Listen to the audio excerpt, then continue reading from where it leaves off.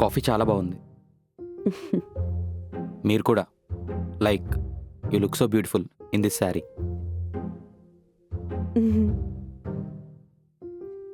మీరు కూడా. మీ షర్ట్ చాలా బాగుంది. Thank you. మన పేరెంట్స్ వెయిట్ చేస్తున్నారు పెళ్లి కోసం ఏం చెప్తారా అని. మీకు ఓకేనా ఈ పెళ్లి?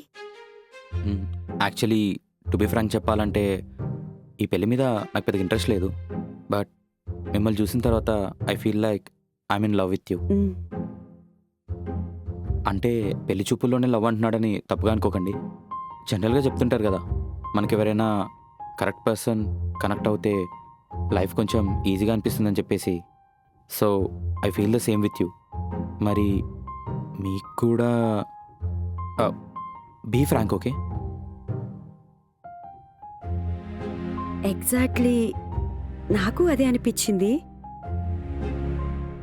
పెళ్లి చూపులు పేరెంట్స్ ఏదో బలవంతం చేస్తే కూర్చున్నా కానీ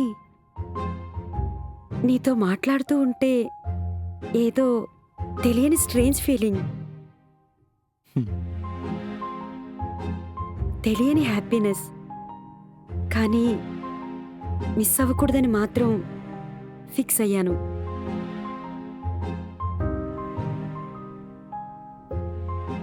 సో పెళ్ళికి ఓకేనా?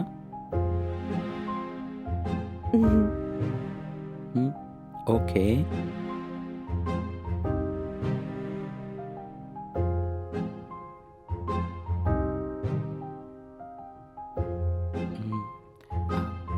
అంతా ఫాస్ట్గా అయిపోయింది కదా. నువ్వు ఓకే కదా? ఓకే. అంటే ఫస్ట్ నైట్ అంటే చాలా టెన్షన్ ఉంటుంది, ఐ అండర్స్టాండ్. బట్ మనం ఫ్రెండ్స్లా ఉందాం, ఓకే? అంటే ఇద్దరం కంఫర్టబుల్ అయిన తర్వాతనే దీని గురించి ఆలోచిద్దాం. థ్యాంక్స్ అండి. మీరు వద్దు, పొగడకు. పెళ్ళికి ముందు నాకు 2 లవ్ స్టోరీస్ ఉన్నాయి. అంటే వన్ సైడేలే. నీకు? అంటే తప్పుగా అనుకోకు, జస్ట్ ఫ్రెండ్లీగా అడిగాను అంతే. అలాంటివేమీ లేవు. కానీ ఇప్పుడు నేను లవ్లో ఉన్నాను, 2 సైడ్స్.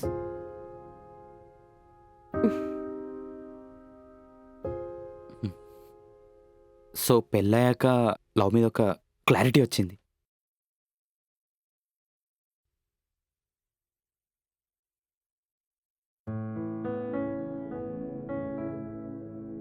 రేఖ, ఏంటి? నిన్ను ఇంత అందంగా చూస్తుంటే నాకు ఆఫీస్కి వెళ్ళాలనిపించట్లేదు. సో హలో సార్, మీరు డ్రామా కింగ్ కానీ ఇవాళకి మీరు ఆఫీస్కి వెళ్ళి 20 days అవుతుంది. వెళ్ళండి ప్లీజ్ ప్లీజ్ ప్లీజ్, ఇవాళ ఒక్కరోజు please please please please please please please please. సరే సరే సరే. Thank you. నాకు ఒక కాఫీ దేవా, కొంచెం స్ట్రాంగ్గా.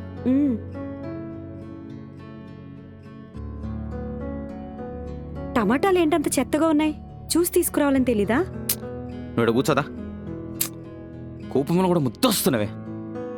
సినిమా చూడు, బాగుంది.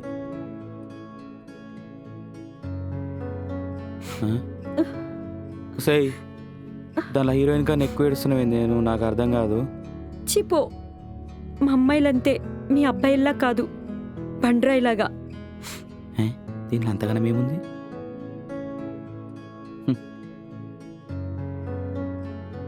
ఇవి నా బెస్ట్ మూమెంట్స్ వంశీ. ఏంది సినిమా చూడడమా? నీతో టైం స్పెండ్ చేయడం. ఓకే, నాకు ప్రతిదీ బెస్ట్ మూమెంట్ తెలుసా?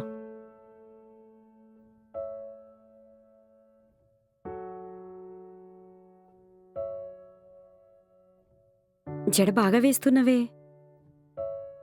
ఏదో మేడం, అట్లా అట్లా ట్రై చేస్తున్నా అంతే. ఇదే ఫస్ట్ టైం. ఎక్స్పీరియన్స్లా ఉంది. అంత లేదు. నేను దేవుణ్ణి ఒకటి కోరుకున్నా తెలుసా? దేనికోసం? పిల్లల కోసమా? కాదు, మనం ఎప్పుడు ఇలాగే హ్యాపీగా ఉండాలని.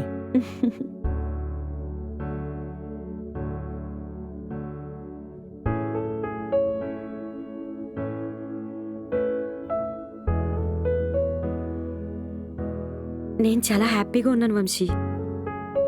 నువ్వు నా లైఫ్లోకి వచ్చినందుకు చాలా thanks.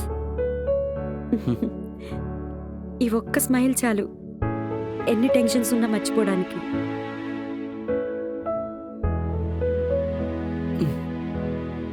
Rekha, um, I love you. ఎన్నిసార్లు అని చెప్తావు? ఏం చేయమంటావు మరి? నువ్వంటే అంత ఇష్టం నాకు. సరే కానీ అందరూ పిల్లల గురించి అడుగుతున్నారు. తొందర ఏముందిలే, టైం వచ్చినప్పుడు వాళ్ళే వస్తారు. అయినా మనకు పెళ్ళై 2 years అవుతుంది కదా, మనకు లేని తొందర వీళ్ళందరికీ ఎందుకంట?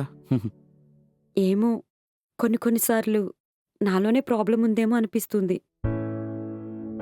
అంత లేదు, నువ్వు అన్ని పిచ్చి పిచ్చివి పెట్టుకోకు. రేపు వెళ్ళి డాక్టర్ని కలుద్దాం, సింపుల్. టెన్షన్ తీసుకోకు, ఓకే? Just relax. ఉమ్,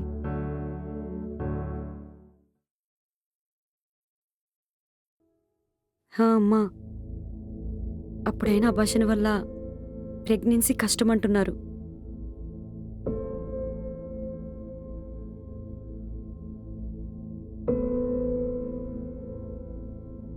రేఖ, ఏం మాట్లాడుతున్నావు? అబార్షన్ ఏంది?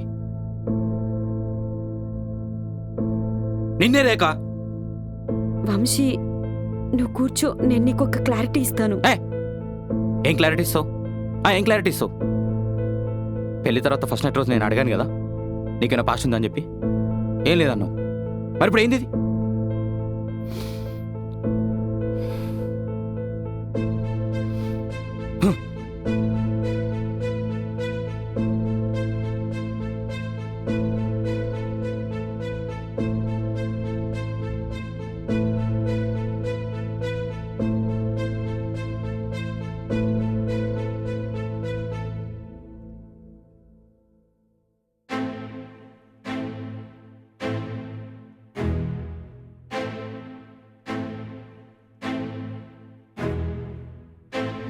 హలో మావయ్య,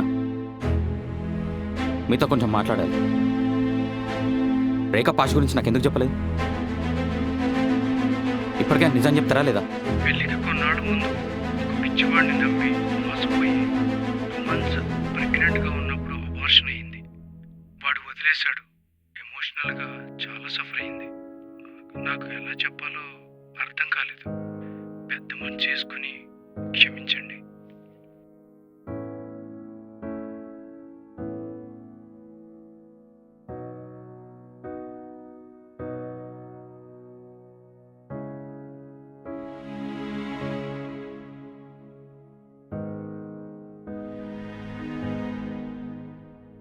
నన్నెందుకు మోసం చేయాలనిపించింది రేఖా నీకు? ఈ అబార్షన్ విషయం కంటే నువ్వు నా దగ్గర దాచిన దానికే చాలా బాధగా ఉంది. భయమేసింది వంశీ, నీకెలా చెప్తే నువ్వెలా తీసుకుంటావని భయమేసింది. చెప్తే నువ్వు నన్ను ఎక్కడ యాక్సెప్ట్ చేయవని భయమేసింది. మీ పేరెంట్స్ అయినా చెప్పొచ్చు కదా, ఎందుకు నా దగ్గర దాచడం? ఇంతేనా, ఇంకేమైనా ఉందా? చూసావా ఎలా మాట్లాడుతున్నావో? ఇన్ని రోజులు నేను నీకు చూపించిన ప్రేమ కనిపించలేదు. ఈ రోజు నా తప్పు తెలిసేసరికి నా తప్పు ఒకటి పట్టుకుని మాట్లాడుతున్నావు. దాని నుంచి బయటికి రావడానికి నాకు టైం పట్టింది వంశీ, కానీ బయటకు వచ్చింది మాత్రం నీ ప్రేమ వల్లే. నీకింత చెప్పాక కూడా అర్థం కాకపోతే, నువ్వు కొడితేనైనా నీ కోపం తగ్గుతుందనుకుంటే కొట్టు. పర్లేదు వంశీ, కొట్టు.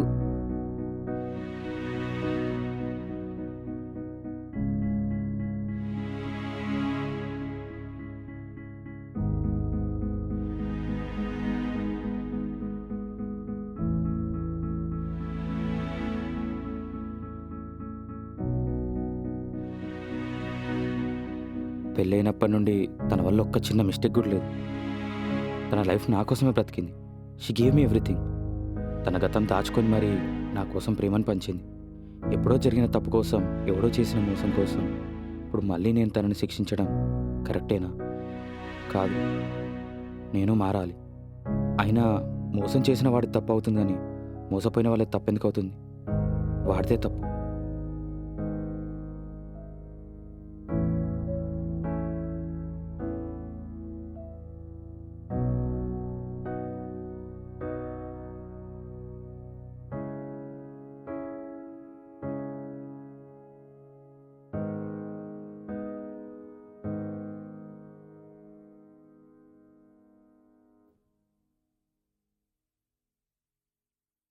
ఐమ్ సారీ రేఖ. నేనే కొంచెం ఓవర్గా రియాక్ట్ అయ్యాను. నువ్వు నా దగ్గర నిజం దాచవనే బాధతోనే తప్ప ఇంకేది కాదు. కానీ నువ్వే కరెక్ట్. నాకు ముందే నిజం తెలుసుంటే నేను యాక్సెప్ట్ చేసేవాడినా? చెప్పకుండా మంచి పని చేసావు. ఒకవేళ చెప్పుంటే నీ లవ్, ఈ లైఫ్ రెండూ మిస్ అయిపోయేవాడిని. అందుకే నువ్వే కరెక్ట్ రేఖ. దానివల్ల నాకు అర్థమైంది నేనంటే నీకెంత ప్రేమని. ప్రేమించి తప్పు చేశాను వంశీ. ఆ రోజు వాడికి ఒంట్లో బాగాలేదంటే చూద్దామని ఫ్లాట్కి వెళ్ళాను. ఏదో తెలియకుండా అయిపోయింది. కానీ చాలా నమ్మాను. వాడు వదిలేసి వెళ్ళిపోయాకే తెలిసింది నేను ప్రెగ్నెంట్ అని. ఇంట్లో వాళ్ళు బలవంతం చేస్తే అబార్షన్ చేయించుకున్నా. అప్పుడే ఫిక్స్ అయ్యాను ఇంకా నాకు లవ్ లేదు, పెళ్లి లేదు అని. మేబీ దాంట్లో నాదే తప్పై ఉండొచ్చు.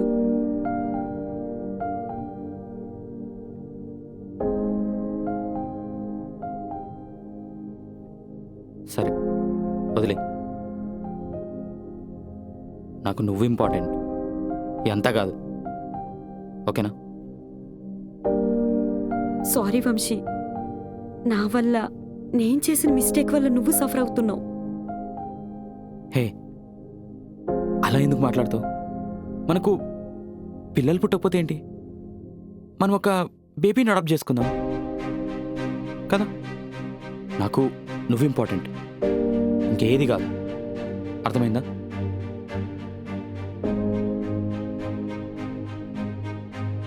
Thank you Vamshi, thank you so much. నన్ను నా మిస్టేక్ని కూడా యాక్సెప్ట్ చేసినందుకు చాలా థ్యాంక్స్.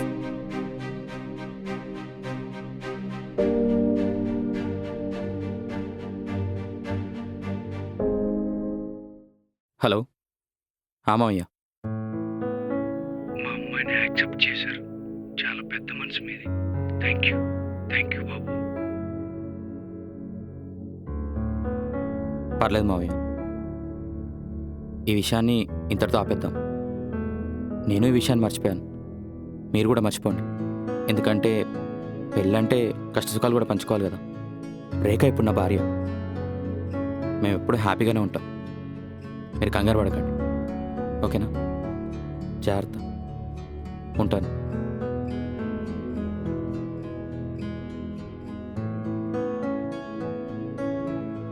పిలిచావు? ఆఫ్లైన్ నుంచి అప్రూవల్ వచ్చింది. వెళ్ళి బేబీని తెచ్చుకుందాం పద. అవునా? Hmm. Really hmm. Thank you. మీకు కనుక మా కంటెంట్ నచ్చినట్టయితే please do like, share and subscribe to to our our channel. channel.